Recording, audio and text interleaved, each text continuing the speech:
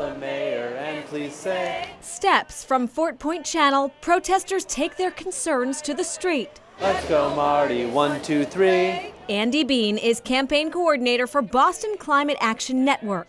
I know Mayor Walsh understands the threat of climate change, and he wants to be a climate leader. We just need the plans to start making it happen.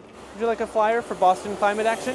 Those plans, says Bean, should include green buildings that can withstand flooding and other extreme weather. We need to be making sure that every single building is ready for climate change and is not making the problem worse by being hooked up to fossil fuels. The priority in Boston has been as much development as fast as possible for a little while. The threat of climate change has seemed far off, maybe 10, 20, 50 years down the road for the worst of it. But as we've seen, we're seeing huge impacts already. One point of emphasis, zoning codes.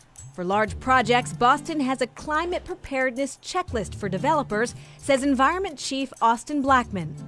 They have to demonstrate not only on an energy efficiency side, but now they have to demonstrate what steps that they will take to be climate prepared, not only today based on today's risk, but also what the risks look like into the future. The problem we see is that is still a formulation that today is voluntary. It may become code over time, but it is currently a negotiated thing.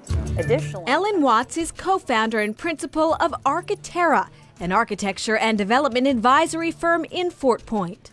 codes are really difficult to change, and yet strides are made. In 2012, as an example, there were huge improvements in the energy efficiency required by building codes. And they are developed nationally, adopted state by state, and cities can do more by adopting amendments to their zoning codes. You know, we can use this as a way to control storm inundation. Architerra's designs go well beyond recommended codes for climate resiliency.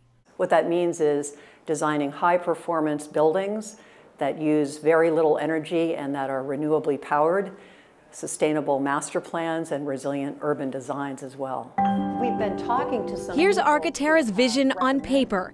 In 2015, the city and the Boston Society of Architects, among others, hosted Boston Living with Water, a competition with a focus on architecture for the future. One of the most important things about our competition entry was that it was appreciated as something that could actually be achieved, albeit it's very ambitious. Architerra won for its reimagining of Fort Point. Our entry proposes for 100 acres, 6 million square feet of mixed-use development on grades and infrastructure that are raised a full story above the current height of the acreage. Architerra principal Daniel Bernstein. If you're on the outside of this street, you're entering at the second floor level of these existing buildings. This solar and thermal powered design includes 18 acres of open space, with plenty of room for public transportation, footbridges, and floodable plazas.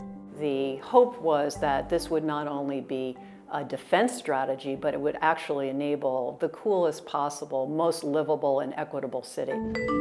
Some developers are making climate resilience a reality. In East Boston, Lend-Lease is building Clipper Ship Wharf, a 12-acre mixed-use development raised 14 feet above the average high tide. Among its many green features, a shoreline with plantings and salt marsh terraces that help with filtration and runoff.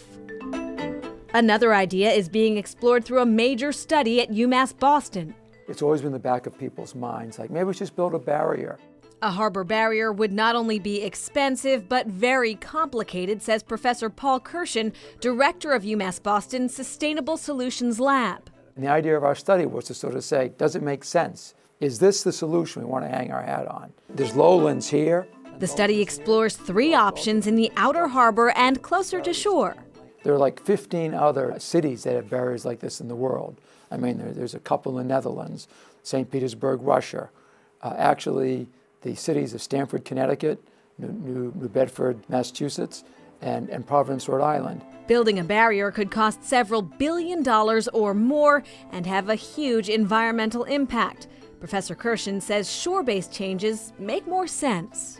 You know, if you build a barrier, you're making a major capital investment in like one option to prevent the flooding. Whereas in these shore-based systems, you can sort of build them small and then build them up over time as you need to, which is a good idea because we don't know exactly how how much sea level rise, how much climate change we're going to have in the future. So it's best to have solutions that are flexible.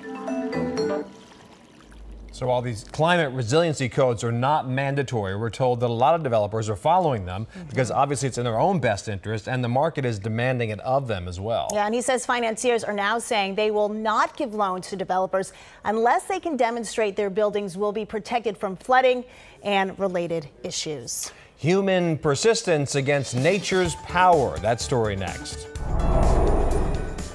To retreat from the coastline is to surrender.